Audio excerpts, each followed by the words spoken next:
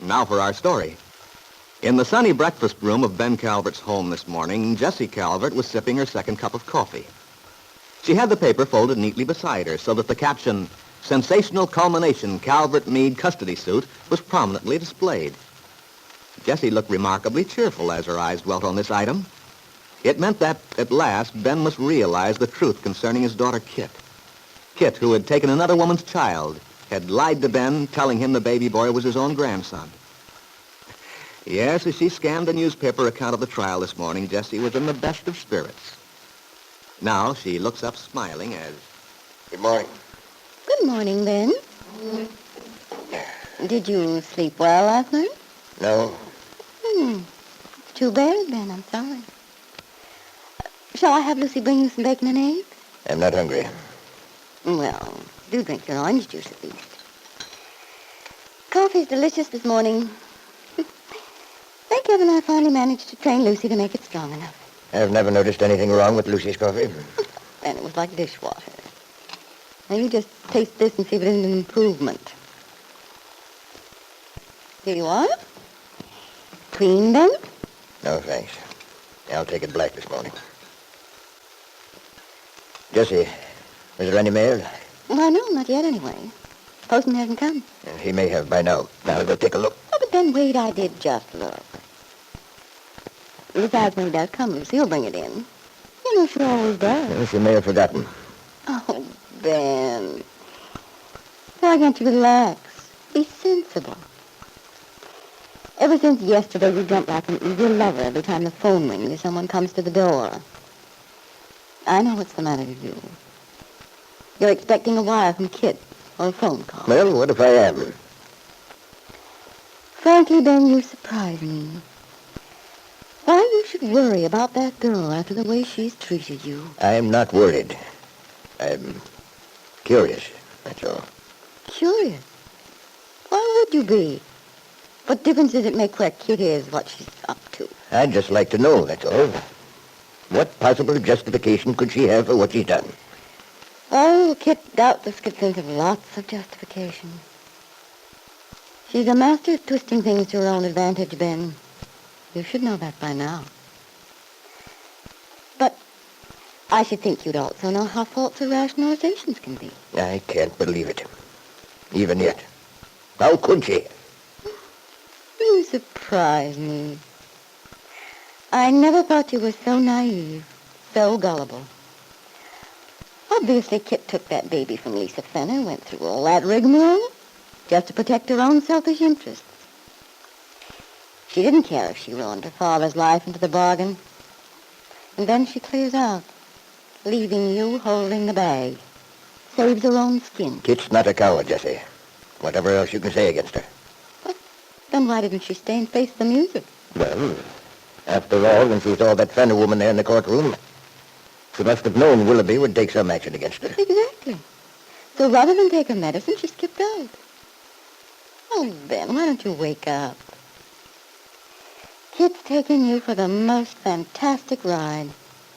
And here you are like a wounded bear lumbering around looking for someone else to blame. What do you mean by that? Looking for... That's nonsense. No, it isn't. I know you too well, Ben Calvert.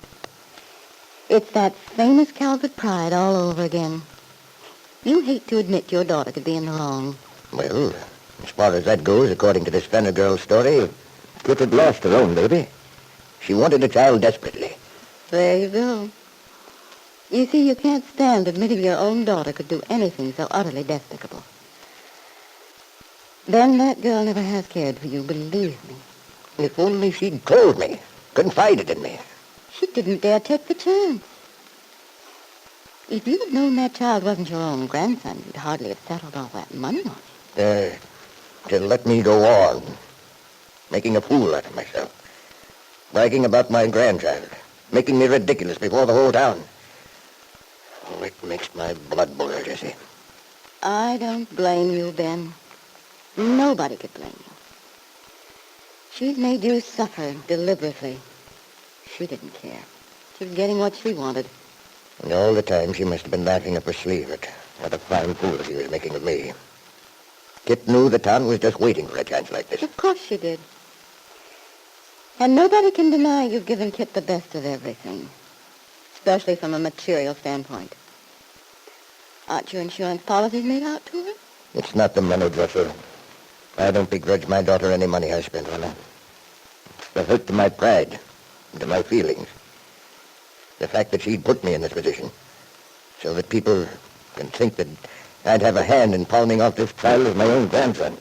Well, Ben, I doubt if anyone really believes you're connected with that part of it. What else can they think? Don't forget, a lot of people in this town have had dealings with that precious daughter of yours at one time or another.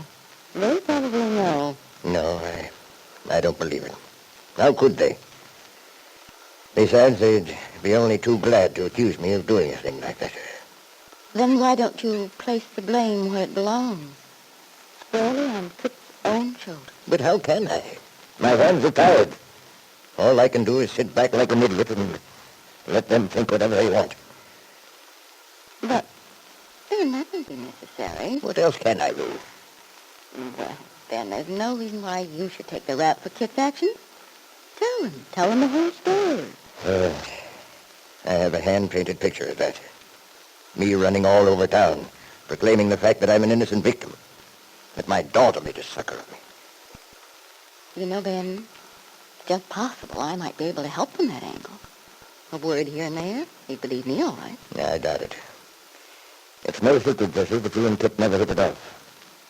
I doubt it they'd believe you, knowing how you resented her. No, I admit I've resented Kitt, Ben. And now I should think you'd see why. I knew. I've known ever since Kitt came back from California that she didn't care a snap for you. Heaven knows it was plain enough in her actions. Naturally, I resented it. That's right. You tried to warn me, Jessie. And I wouldn't listen. I thought I was so wise. You can't be blamed for it. It would be difficult for a father to believe his daughter could be so ruthless, so lacking in natural affection. I'm beginning to see, Jessie. Perhaps I have been wrong. Perhaps I haven't realized where the loyalty in this family actually was. That's what I've been trying to tell you all along. Yes. Yes, I've been foolish. You tried to warn me. I'm sorry you had to learn the truth the hard way, Ben. Truly I am. I'm your wife, and your best interests are mine. They always have been. I believe you, Jessie. You only wanted to help me. To spare me disillusion and disappointment. I'm so glad you understand that, Ben. And I do hope you'll remember it from now on. Yes, Jessie, you're very anxious to entrench yourself, to ensure a position in your husband's good graces. Kitt is out of the picture now. There is no heir to the Calvert fortune. You keep thinking of Ben's will, the money he had tied up in the baby boy he believed to be his grandson.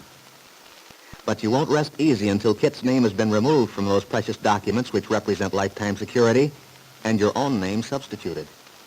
That's why you're working so carefully to remind Ben of his daughter's disloyalty, to keep his anger against her smoldering.